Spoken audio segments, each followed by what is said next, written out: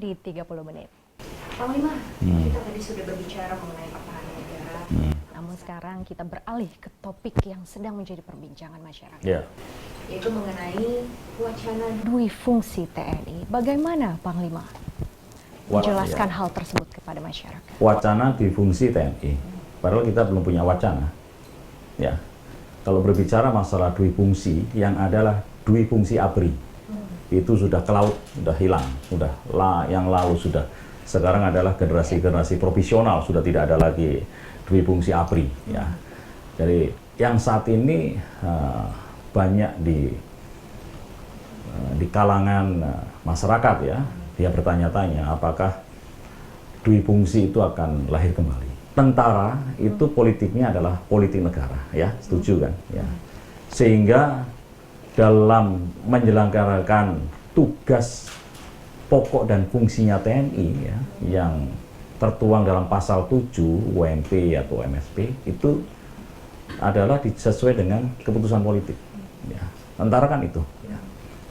Nah, terkait dengan pertanyaan tadi, TNI saat ini memiliki Undang-Undang TNI nomor 34 tahun 2004. Dan di pasal 47 itu pun disebutkan, ya mungkin itu terkait dengan pasal 47 ayat 2 bahwa TNI dapat menduduki di tempat atau di kementerian lembaga ya sesuai dengan undang-undang tersebut dan dapat diduduki oleh TNI aktif ya.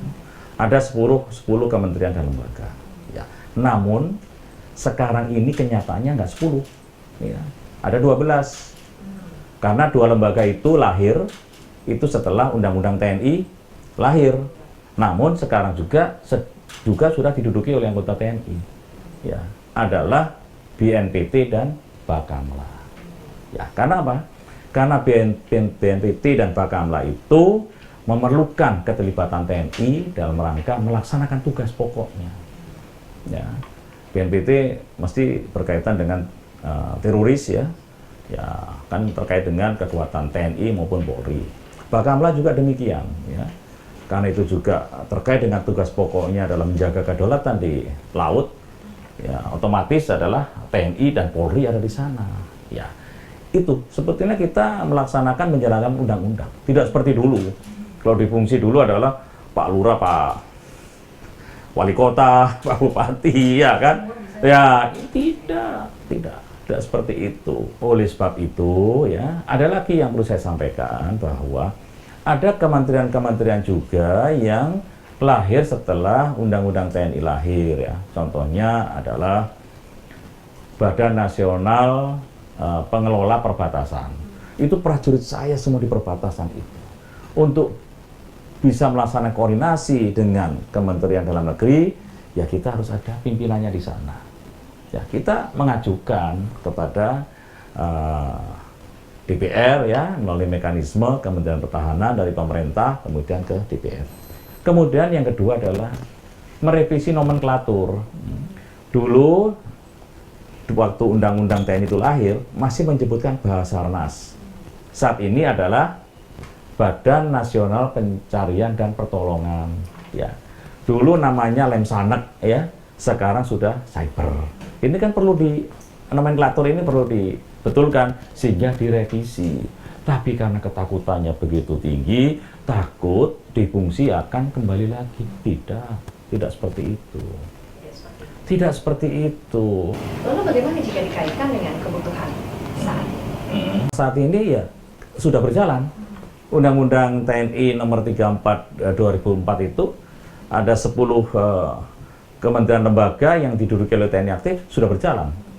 Ya, yang direvisi adalah ada 2 lembaga tadi yang sudah diduduki, namun belum ada di undang-undang. Ya. Bila kita berbicara mengenai era ini, Panglima, apa upaya TNI untuk menjaga reformasi yang telah terbangun saat ini? Ya, TNI komitmen lah, ya, komitmen untuk selalu, ya, karena itu udah keputusan negara ya. Ya, kita akan komitmen menjaga reformasi itu. seperti kita ketahui bahwa TNI mempunyai peran yang sangat besar pada pembangunan infrastruktur di era ini. Seperti yang terjadi di Papua. Bagaimana memandang hal tersebut, Panglima? Ya, sekali lagi bahwa TNI dalam melaksanakan tugasnya juga berdasarkan keputusan politik ya, pemerintahan. TNI membantu dalam rangka membangun, ya, mengamankan pembangunan Trans Papua. Ya. Mungkin beberapa bulan yang lalu juga pernah mendengar ada 21 tenaga yang sedang membangun jalan di Papua, semuanya ditembak oleh kelompok bersenjata di sana. TNI memiliki kemampuan, yang pertama adalah memiliki kemampuan untuk mengamankan.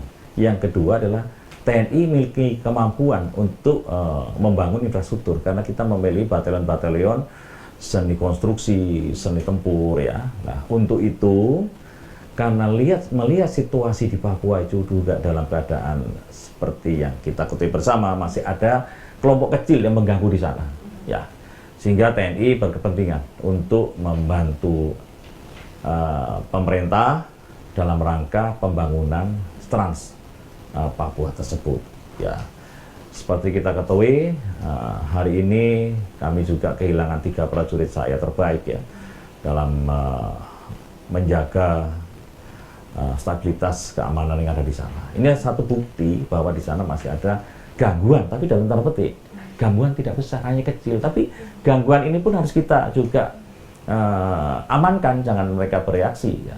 Oleh sebab itu, TNI diminta untuk mengamankan proses pembangunan Trans Papua yang saat ini sedang dilaksanakan. Ya. Di antaranya adalah membangun jembatan dan membangun jalan, merapikan jalan-jalan sehingga segera bisa dibuka, dan ekonomi khususnya di wilayah Papua ya itu akan bisa berjalan dengan baik. Oke Panglima, kita akan meneruskan kembali usai jeda berikut.